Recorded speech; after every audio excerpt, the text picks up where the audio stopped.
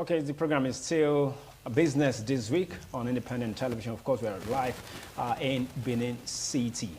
I mean, just before the elections, a lot of persons, have been of the mindset that after the 2023 general elections, the presidential, the National Assembly, and of course the governorship and State House of Assembly elections, that there will be enough money in circulation. But it is no news that millions of citizens have slipped into penury and destitution. I mean, no thanks to disruptions and tribulations perpetrated by the currency redesign policy of the Apex Bank, especially the mopping up of over 70% of cash in the economy. Why exactly is this the case? I mean, knowing that the expectation has been high, that after the electoral process, then we start seeing money, given the reason why this policy, one of the reasons why the policy, was brought into existence in the first place. Well, I have Lawrence Osifo. He's an expert in that field. I mean, he's an analyst, not just a business analyst, but also someone who's got ample of opportunity as far as the banking sector is concerned. Lawrence, how are you? Good afternoon, Dennis. Okay, so a quick one. I mean, this route seems to be a very, very difficult and turbulent one for Nigerians. I mean, a lot of persons are still complaining. They are not just complaining. It's a reality on the ground that there is no cash anywhere. As a matter of fact, number of persons have now taken into POS, even though they don't have the machine. But if I ask you for 2,000 Naira cash, for example, you will say I should transfer 2,500 Naira to you, right? Yes, so, because of the charges. Why is it that till now, I mean, few days after the elections now, there is still no cash in circulation? I mean, you have your own fair share of the whole experience. Yes, I do as an individual, and I believe you too do. I think the central bank is actually the one to blame in this whole situation, because the commercial banks doesn't keep money like that, in quotes. Okay. The central bank actually asked the commercial bank to collect the money from their customers and bring it to them, because they were redesigning the currency. Now they have redesigned the currency. They took the money back to the vault of the central bank. The central bank is still holding, like you said, 70%. And when you say 70%, that's more than what the society needs. Because everybody needs cash at hand. 70%, that's talking about the cash that have been mopped. Yes, that have been taken from the system now. From the system, yes. Yeah, back to the central bank, which they have not brought out back again. This money is needed for the society, because the people are doing business. People are into daily businesses. Okay. Imagine you want to buy tomato, you want to buy pepper, you want to do transfer. How many transfer can you do in a day? Okay. So cash is needed. Everybody needs cash at hand. We've had our own fair share. Me personally, I've had my fair share. I went to the bank to make a withdrawal. I was given 3,000 Naira. Okay. What would 3,000 Naira do? For that first day, you spend 1,000 Naira as a transport fare. The next day, you spend another 1,000 Naira as a transport fare. So the CBN are the one holding the cash. Okay. If the CBN gives out the cash to the commercial banks, they will give it out. That is just the truth. The commercial bank will give it out. So are you saying that the Apex Bank is deliberately holding the money? For what purpose? That is what it is. The purpose why they held the money was for election reasons. Now we are done with both elections. But I think Nigerians might be too fast if they should start telling them release the money immediately. Okay. Because I think this money went to the central bank vault in Abuja. So they have to bring it back again to the various states. So you're saying it has to go through some process. Some process. Are there bottlenecks? Let's give them, let's say this week has ended today already. So from Monday, let's see what happens. From Monday? Yes, from Monday. Let's be hopeful that when we now go to the bank to make our withdrawal, you can get your money, because it's your money. Okay, but then 2 days ago, the Apex Bank, led by Godwin Emefiele, already gave directive to the commercial banks, they call them now, that's deposit money banks, to ensure that, cash flows out. So are you saying that the deposit money banks are going against the directive of the Apex Bank? I don't think they are going against the directive. The central bank, the Apex Bank, has not given the money back to the deposit money banks. What will the deposit money bank give out? So it is the Apex Bank that is saying something and doing something else. That's what you're saying? Yes, exactly. Okay. The apex banks is saying something. They are doing something different. You say they should give out the cash. Now you've not given it back to the same persons that brought the money to you. It's just like, for instance, I give you something to hold. I say, Mr. Dennis, hold my phone for me. I come back and say, give me my phone back. You're not telling me, I think I gave it to you before. So if you have collected the money from this the DMBs, the deposit money banks, now you are saying, okay, let's give out the money out again to the society. Then you give them the money back. The deposit money banks don't have money in their vault. That's the truth. So that's I've not been to the vault though, but I know if they do, they won't keep it now. Why would they be holding it? They won't. So you actually think that are you speaking like you're speaking like someone who of course has been in the system and trying to protect a certain strata? I mean, because if you say the deposit money banks, they don't have the money, whether it's the old notes or the new notes, they don't have it in their votes. Let's take our mind back to when this policy came on board. And then when, of course, Naira became scarce. We cannot find the Naira. I mean, as scarce as dollar. So you find a situation where the POS operators, they have the cash, right? They have the cash, but individuals don't have the cash. So for you to get the cash, it means that you have to pay, you have to pay extra to get cash from POS operators. And then allegations of it is the banks themselves, I mean, the banks themselves that are giving this cash to POS operators. Well, the truth is, we are humans and we are Nigerians. There is this spirit of some persons always trying to bypass some process or some procedures. Then we saw videos of some commercial banks that had this money with them that they were hoarding, but we cannot generalize all the banks that they were doing same. Some banks were caught in the act by officials of CBN and the DSS monitoring team that went ahead to different banks and their vote. Quite agree that some banks aid by giving the money or selling, in quotes, the money to some POS operators because they want to make extra income for maybe the branch or for the person that is there as an individual, maybe the branch manager or the operations head per se. But we cannot just generalize that it was all the banks that were doing that. Okay, so from what you are saying now, is that the case now? Now, I don't think that is the case because what happened initially was the central bank, the Apex Bank gave an order that the banks, the deposit money bank should receive the money in circulation and return it back to them. And the same DMPs are giving the money to individuals who are doing their own private business and then who also want to exploit individuals who, of course, cannot have access to cash.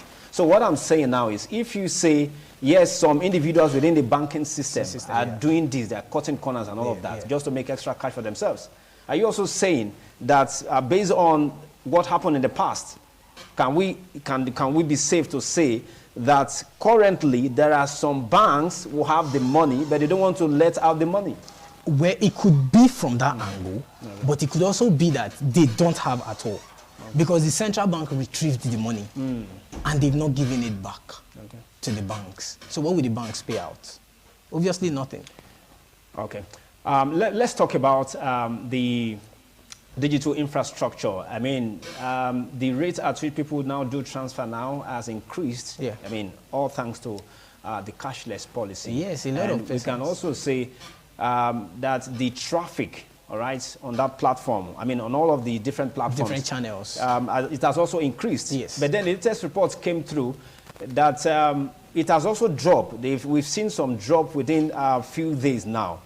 With this policy, would you say the cashless policy being designed by the central bank is some sort of a policy somersault? I mean, if the essence is to ensure that the digital banking platforms, all right, make some headways.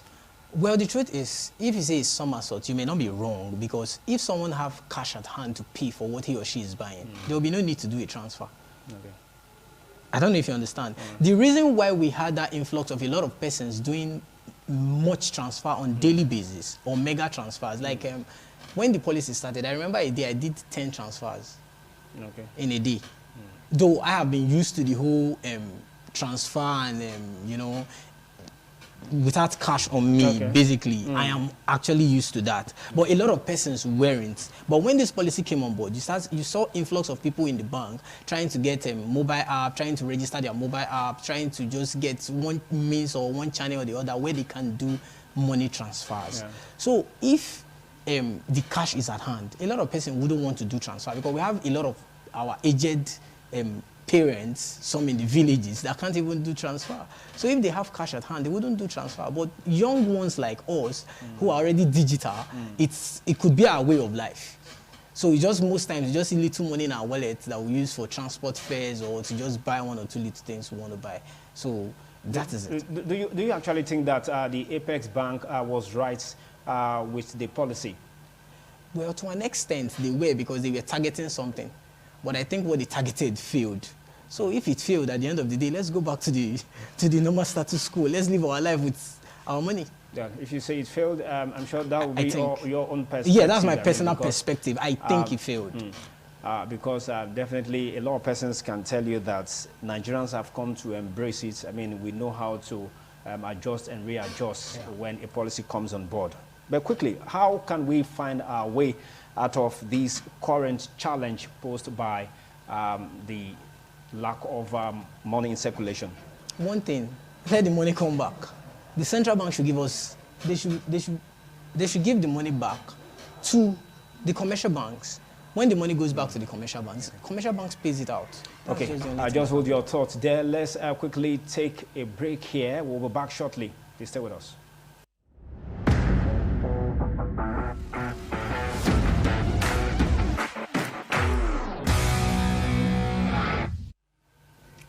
All right, so breaking news there. So just stay with us on Independent Television. You'll get details of all of that later on.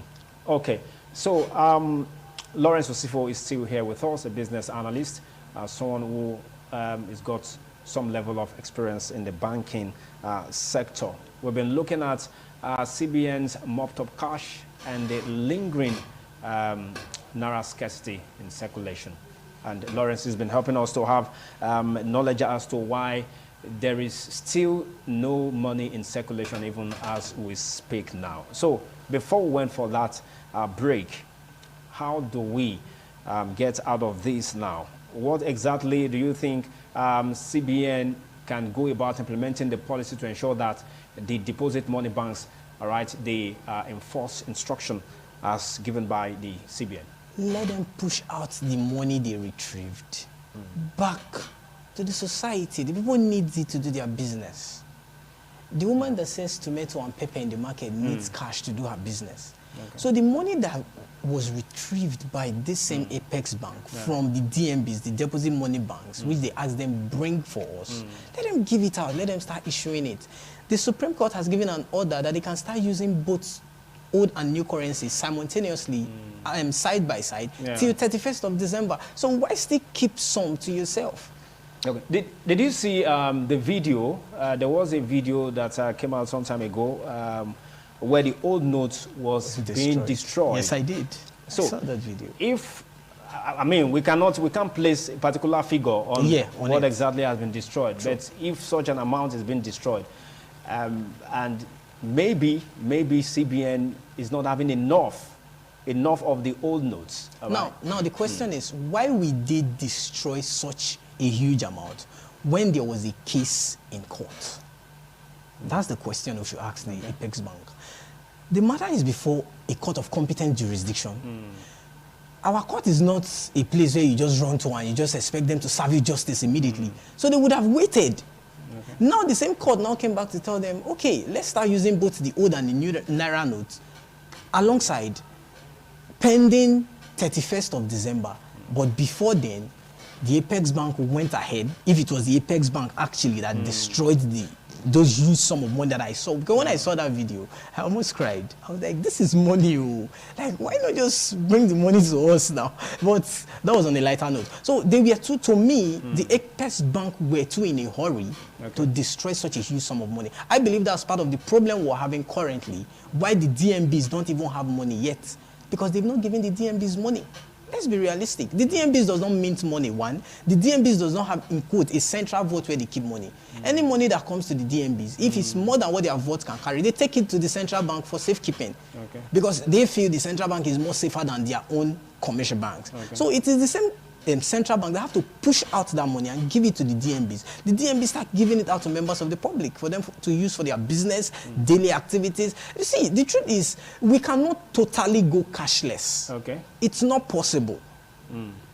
That is the truth. You cannot, yes, we can do cashless economy, but it cannot be a total cashless.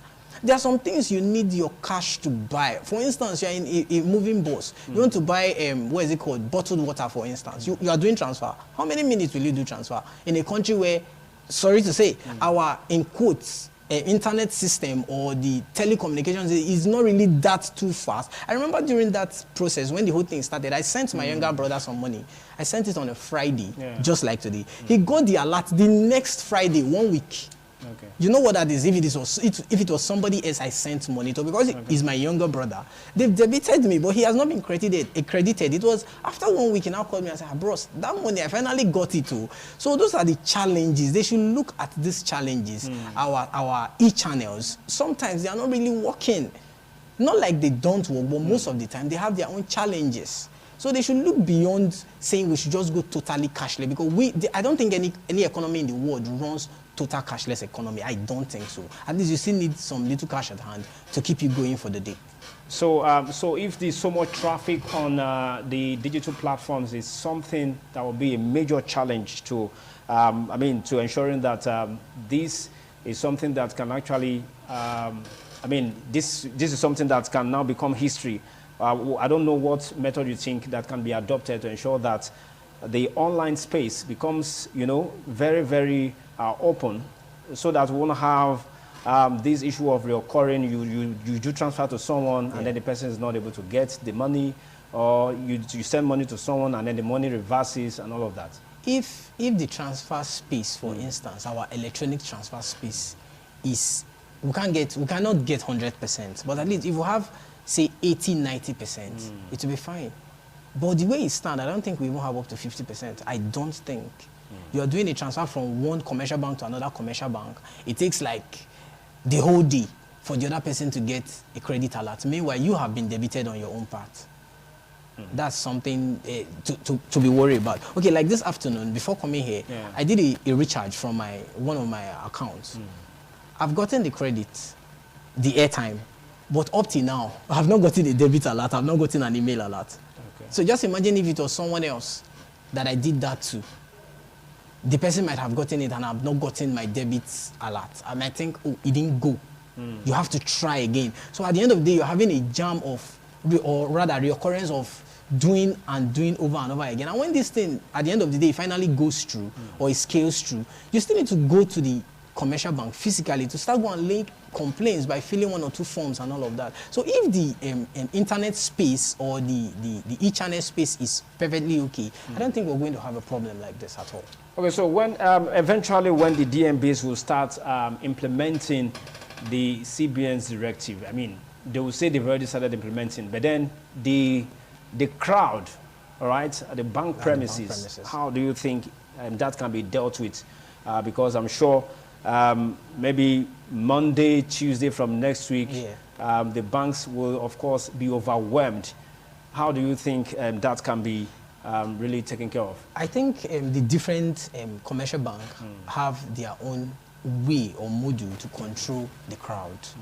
Like when the whole thing started initially, you saw some places where when you go to the commercial bank in the morning, they will tell you, today we can attend to only 100 persons. They start giving numbers to from 101, say maybe the next day. So I think they will also have their own, they will devise their own strategy on how to crowd control. Though we know humans, they want to bring up this attitude of, not be my money, is it not my money, can't I access my money? We know it's your money, but you too as an individual, this is where we find ourselves right now. We all should, take it easy with ourselves.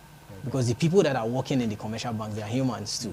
They go there in the morning, because they want to earn a living. Yeah. So don't go there to overbug them with too much, you know, crowd and too much insult. And we know how Nigerians could be, especially when it comes to money issue. Is my money, is my... We know it's your money, but we should also take it easy with the commercial banks, because to me, the commercial banks are not the problem per se. Okay. The Apex banks seem to, my personal opinion, seem to be the problem.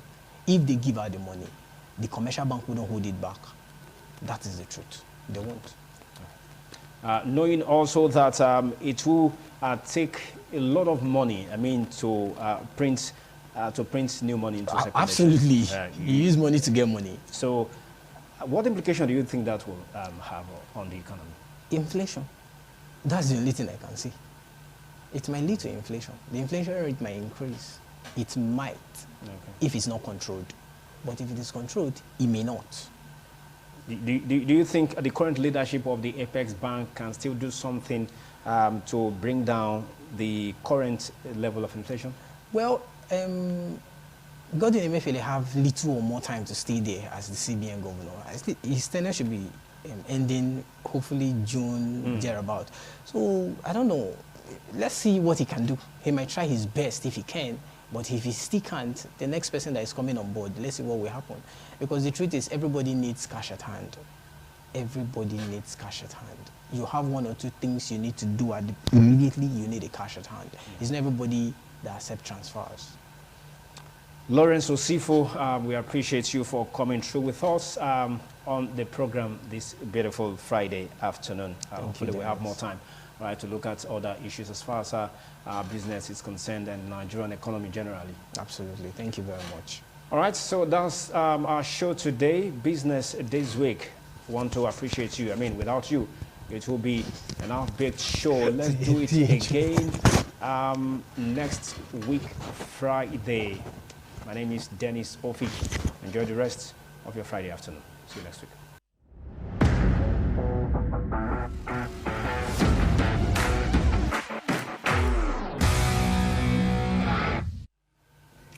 All right, so breaking news there. So just stay with us on Independent Television. You'll get details of all of that later on.